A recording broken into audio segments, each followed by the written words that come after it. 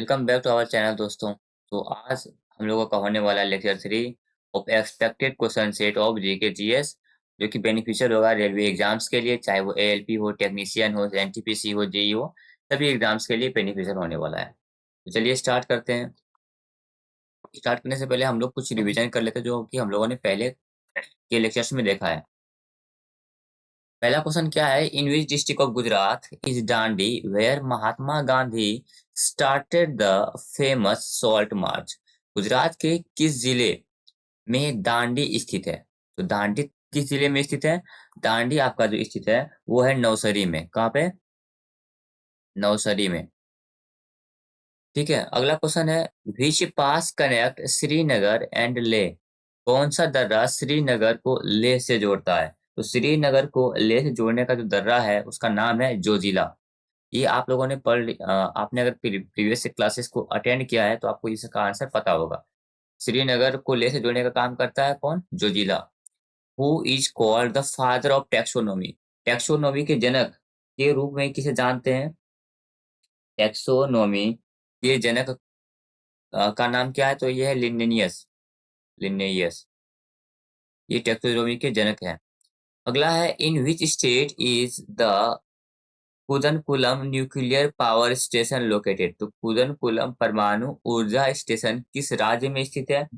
कुदनकुलम परमाणु ऊर्जा स्टेशन ये आपका लोकेटेड है, स्थित है तमिलनाडु में।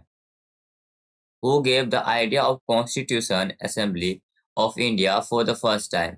भारत के संविधान सभा का विचार सबसे पहले किसने दिया? तो ये दिया था आपका एम एन रॉय ने।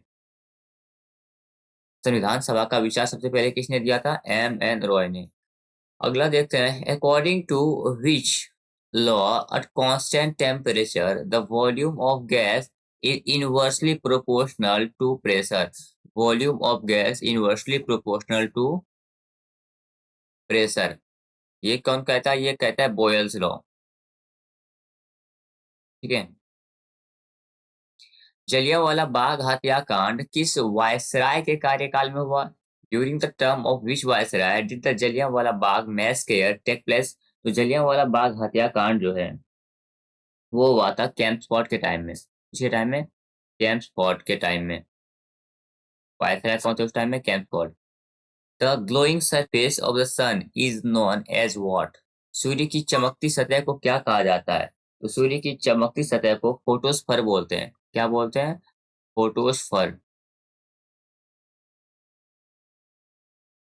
और अगला क्वेश्चन और लास्ट क्वेश्चन रिवीजन का है कि मैडम कामा द्वारा स्टटगार्ड में फहराया गया तिरंगा ब्रिटिश भारत में किसके द्वारा तस्करी किया गया था? तो ये किया गया था इंदुलाल याग्निक के द्वारा। किसके द्वारा? इंदुलाल याग्निक के द्वारा। ठीक है। तो चलिए, आई होप कि आपका रिवीजन कंप्लीट हो गया है। तो चलिए अब आज का क्वेश्चन देखते हैं। आज का क्वेश्चन क्या, मैं इसको कलर चेंज कर लेता हूँ। Which nation had hosted the Commonwealth Game 5 times? कौन सा राष्ट्र राष्ट्रमंडल खेलों की मेजबानी 5 बार कर चुका है? न्यूजीलैंड, इंग्लैंड, कनाडा या ऑस्ट्रेलिया। तो कॉमनवेल्थ गेम्स को 5 बार होस्ट किसने किया? तो वो किया है आपका किसने? ऑस्ट्रेलिया ने। कॉमनवेल्थ गेम्स को 5 बार होस्ट किसने किया? ऑस्ट्रेलिया ने किया। तो एक का आंसर हो जाएगा आपका डी। ठीक है। चलिए अगला क्वेश्चन देखते हैं। कल बताएगा।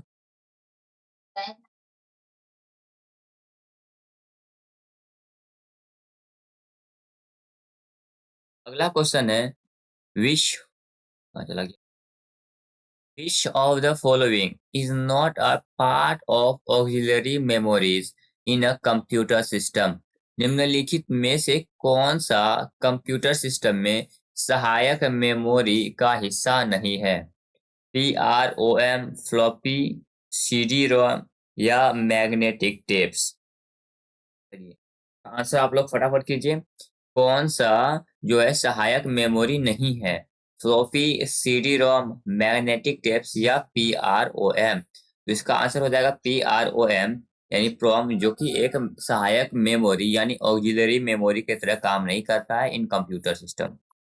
अगला क्वेश्चन देखते हैं, which of the following viceroy of India took the initiative to create elected local government bodies. Bharat के निम्नलिखित में से किस वायसराय ने चुनी हुई स्थानीय सरकारी संस्थाओं की शुरुआत की? तो स्थानीय सरकारी संस्थाओं की शुरुआत किसने किया था? वायसराय लिटन ने, इरविन ने, रिपन ने या रीडिंग ने? कौन सा वायसराय था जिसके टाइम में लोकल गवर्नमेंट बॉडी स्टार्ट हुआ था? चलिए बताइए फटाफट इसका आंसर। तो इसका आंसर हो जाएगा लॉर्ड रिपन, जिन्होंने ही लोकल बॉडीज को स्टार्ट किया था। लोकल गवर्नमेंट बॉडीज को स्टार्ट किया था लॉर्ड रिपन ने। अगला देखते हैं, which of the following is a scalar quantity. निम्नलिखित में से कौन एक अदिश राशि है? अदिश राशि किसको बोलते हैं? जिसके पास सिर्फ मैग्नीट्यूड हो, यानी कि सिर्फ परिमाण हो, दिशा ना हो, उसको बोलते हैं अदिश राशि, सिर्फ परिमाण हो। तो इसका आंसर देखते हैं, ऑप्शन देखते हैं, वेलोसिटी यानी वेग। क्या वेग एक अदिश राशि है? फोर्स, मास या वेट, बल, द्रव्यमान, भार, इनमें से कौन सा एक अदिश राशि है? चलिए आई होप कि आपने अपना आंसर चूज कर लिया होगा। तो इसका आंसर होगा द्रव्यमान। मास, मास जो है एक अदिश राशि है। बाकी वेलोसिटी, फोर्स, वेट ये सभी की सदी सदिश राशि है, यानी वेक्टर क्वांटिटी है। अगला क्वेश्चन है, 49th parallel is the boundary line between. 49वीं समांतर रेखा, 49वीं समांतर रेखा किसके बीच की सीमा रेखा है? 49वीं समांतर रेखा किसके बीच की सीमा रेखा है? इंडिया और पाकिस्तान, नॉर्थ कोरिया और साउथ कोरिया, यूएसए और कनाडा या फ्रांस और जर्मनी? इसके बीच की साउथ इसके बीच की बाउंड्री लाइन है 49th पैरेलल लाइन, 49वीं समांतर रेखा जो है ये बाउंड्री लाइन है किसकी किसके बीच की? अमेरिका और कनाडा के बीच की। अमेरिका और कनाडा के बीच की जो है बॉर्डर लाइन है 49वीं समांतर रेखा। अगला क्वेश्चन देखते हैं, which colour is associated with the revolution in fertilizers. किस रंग का संबंध उर्वरकों के क्रांति से है? फर्टिलाइजर के रिवॉल्यूशन से किस कलर संबंधित है? गुलाबी, सुनहरा, काला या धूसर? कौन सा कलर जो है रिवॉल्यूशन इन फर्टिलाइजर्स को डिनोट करता है, एसोसिएट करता है? आई होप कि आपने अभी तक अपना आंसर चूज कर लिया होगा। इसका आंसर होगा ग्रे, धूसर। ग्रे कलर जो होता है, धूसर कलर या फिर भूरा कलर, ये जो है फर्टिलाइजर्स के लिए यानी उर्वरकों के क्रांति से संबंधित है। अगला क्वेश्चन है, द साहित्य अकादमी इज हेडक्वार्टेड एट, मतलब साहित्य अकादमी का मुख्यालय कहाँ स्थित है? साहित्य अकादमी का मुख्यालय कहाँ स्थित है? हैदराबाद, न्यू दिल्ली, मुंबई या बेंगलोर? तो साहित्य अकादमी का जो हेडक्वार्टर है वो आपका स्थित है कहाँ पे? नई दिल्ली में। साहित्य अकादमी का हेडक्वार्टर, मुख्यालय आपका कहाँ स्थित है? नई दिल्ली में स्थित है। चलिए अगला क्वेश्चन है, lichen is an organism which में मॉनिटर। लाइकेन एक ऐसा जीव है जो किसकी निगरानी करता है? लाइकेन किसकी निगरानी करता है? Gas pollution, water pollution, soil pollution या एयर पॉल्यूशन? तो लाइकेन किसकी निगरानी करता है बताइए? लाइकेन जो है वो एयर पॉल्यूशन की निगरानी करता है, वायु प्रदूषण का निगरानी करता है लाइकेन, ठीक है। पाइथन इज पाइथन एक क्या है? प्रोग्रामिंग लैंग्वेज है, वेब ब्राउजर है, मालवेयर है या ऑपरेटिंग सिस्टम है? चलिए फटाफट इसका आंसर कीजिए। पाइथन क्या है? पाइथन एक प्रोग्रामिंग भाषा है, प्रोग्रामिंग लैंग्वेज है, ठीक है। पाइथन क्या है? एक प्रोग्रामिंग लैंग्वेज है। अगला question, by which of the following amendments of the constitution were the fundamental duties of the citizen added to the constitution of India. इस संविधान के संशोधन द्वारा नागरिकों के मौलिक कर्तव्यों को भारतीय संविधान में जोड़ा गया। फंडामेंटल ड्यूटीज यानी मौलिक कर्तव्य को किस संविधान संशोधन के अंतर्गत जोड़ा गया था? 44वां संविधान संशोधन, 42वां संविधान संशोधन, 91वां संविधान संशोधन या 38वां संविधान संशोधन? तो आपका फंडामेंटल ड्यूटीज यानी कि मौलिक कर्तव्य को जो जोड़ा गया था, वो जोड़ा गया था आपका 42वां संविधान संशोधन के तहत। आप लोग कमेंट करके बताइएगा कि 42nd संविधान संशोधन, 42वां संविधान संशोधन किस ईयर को हुआ था? ये आप लोग कमेंट करके बताइएगा।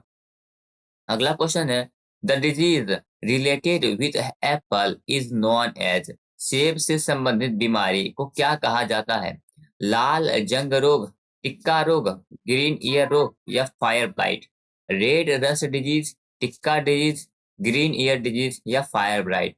तो सेब से संबंधित जो रोग होते हैं उनको क्या नाम से जाना जाता है? उनको जाना जाता है फायर ब्लाइट के नाम से। किस नाम से जानते हैं हम लोग? फायर ब्लाइट के नाम से जानते हैं। जो रोग सेब से संबंधित होता है, सेब से संबंधित रोग को फायर ब्लाइट के नाम से जानते हैं। Khambathoibi is an important form of art of which state? Khambathoibi किस राज्य का एक महत्वपूर्ण कला रूप है? तो खंबाथोइवी कहाँ का एक कला रूप है? मिजोरम, मणिपुर, नागालैंड या अरुणाचल प्रदेश? तो खंबाथोइवी जो है वो आपका मणिपुर का एक आर्ट है। कहाँ का? खंबाथोइवी कहाँ का है? मणिपुर का आर्ट है। What does NIU stand for in information technology? पूछ रहा है NIU का फुल फॉर्म क्या है? Nominal internal unit, network interface unit, national information usage या नेटवर्किंग इंटरनेशनल यूनिट? तो NIU का फुल फॉर्म क्या है? NIU का फुल फॉर्म होता है नेटवर्क इंटरफेस यूनिट। क्या? नेटवर्क इंटरफेस यूनिट, ये NIU का फुल फॉर्म होता है। तो ध्यान रखिएगा इसको। चलिए अगला क्वेश्चन देखते हैं। Who painted In Memoriam of painting dedicated to the British ladies in India during the mutiny of 1857? 1857 के विद्रोह के दौरान भारत में ब्रिटिश महिलाओं को समर्पित इन मेमोरियम पेंटिंग किसने बनाई? तो इन मेमोरियम पेंटिंग किसने बनाया था? Thomas Jones Barker, Joseph Noel Paton, Thomas Daniell या Charles D'Oyly? Sorry, Charles D'Oyly. तो इन मेमोरियम जो पेंटिंग है वो किसके द्वारा बनाया गया है? वो बनाया था आपका जोसेफ नोएल पैटन ने। इसने जोसेफ नोएल पैटन ने बनाया था In Memoriam painting. In Memoriam painting किसने बनाया? जोसेफ नोएल पैटन ने। Which of the following is a non perennial river? निम्नलिखित में से कौन एक गैर बारहमासी नदी है? गैर बारहमासी नदी का क्या मतलब है? वो सीजनल रिवर है, बारिश के दिन में बस चलता है। नॉन पेरिनियल रिवर है। तो नॉन पेरिनियल रिवर जो है वो कौन कौन सा है? सतलज, ब्रह्मपुत्र, कृष्णा या गंगा? तो obvious सी बात है, गंगा तो इसका होगा नहीं क्योंकि गंगा तो ग्लेशियर से निकलता है। तो ये तो इसका आंसर होने से रहा। चलिए फटाफट इसका आंसर कीजिए। 15 का आंसर क्या होगा? कौन सा पर नन पर एनियल रिवर यानी गैर बारहमासी नदी है? तो उसका नाम होगा कृष्णा। कृष्णा जो है वो नन पेरेनियल रिवर है, गैर बारहमासी नदी है कृष्णा। अगला क्वेश्चन यहाँ पे है।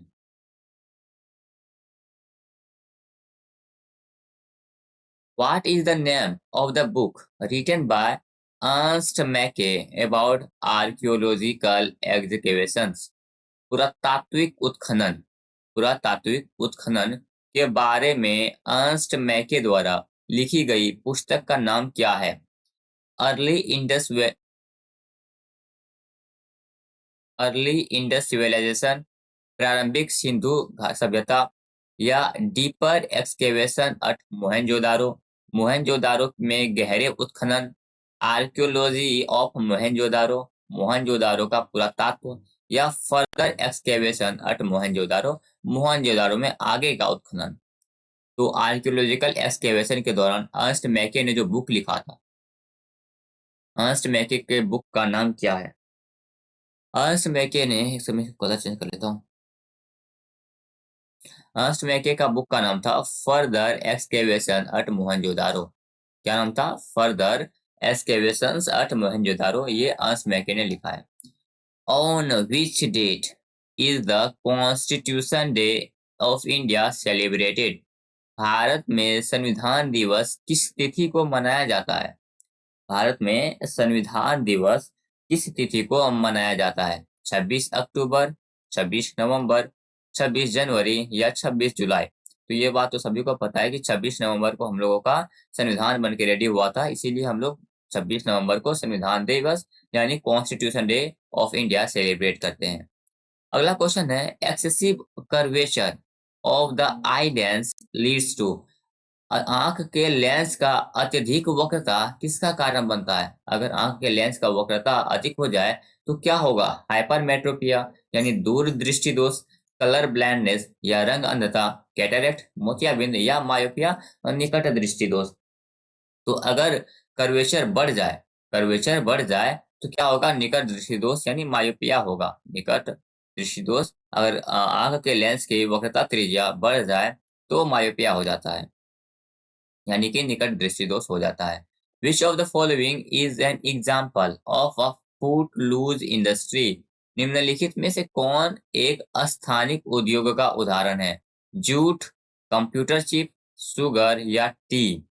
तो स्थानीय चिप का उदाहरण क्या है? ये है आपका कंप्यूटर चिप। कंप्यूटर चिप जो है वो स्थानीय उद्योग यानी फूट लूज इंडस्ट्री का उदाहरण है। और ये लास्ट क्वेश्चन जो कि आपका क्या है, एक न्यूमेरिकल क्वेश्चन है। लिखा हुआ है the maximum resistance which can be made using 4 register each of 1/4 ohm in series is. Series में जोड़ रहे हैं, क्या कर रहे हैं? सीरीज में जोड़ रहे हैं तो क्या होता है? V is equal to I R होता है, ये ओम्स लॉ आपको पता होगा। तो यहाँ पे जब सीरीज में जोड़ते हैं तो आर क्या होता है? वन बाय ये इसको क्या बोलते हैं? टोटल आर, टोटल रेजिस्टेंस जो होता है ये होता है, टोटल लिख देता हूँ क्या, 1/, टोटल रेजिस्टेंस जो होता है ये जितना भी आर होता है उसको जोड़ लेते हैं बस। ये फॉर्मूला होता है 1/R1, 1/R2, 1/R3, 1/R4, इसी तरह करके 1/Rn तक चलता है जितना रेजिस्टेंस रहे सीरीज में। तो हम लोग जोड़ते हैं, यहाँ पे कितना आर है?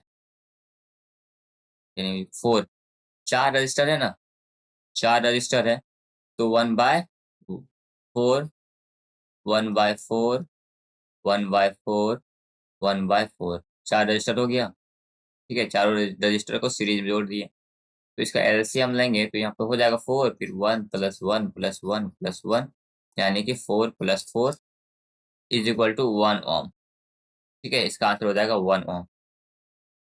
चलिए, यहाँ पे होता है हम लोगों का क्लास कंप्लीट। आई होप कि आपको सेशन पसंद आया हो। सेशन पसंद आया हो तो मेक श्योर कि आप इस सेशन को लाइक कर दीजिए, चैनल को सब्सक्राइब कर दीजिए, दोस्तों के साथ शेयर कर दीजिए। ठीक है, अब मिलते हैं आपसे अगले क्लास में, जो कि मोस्ट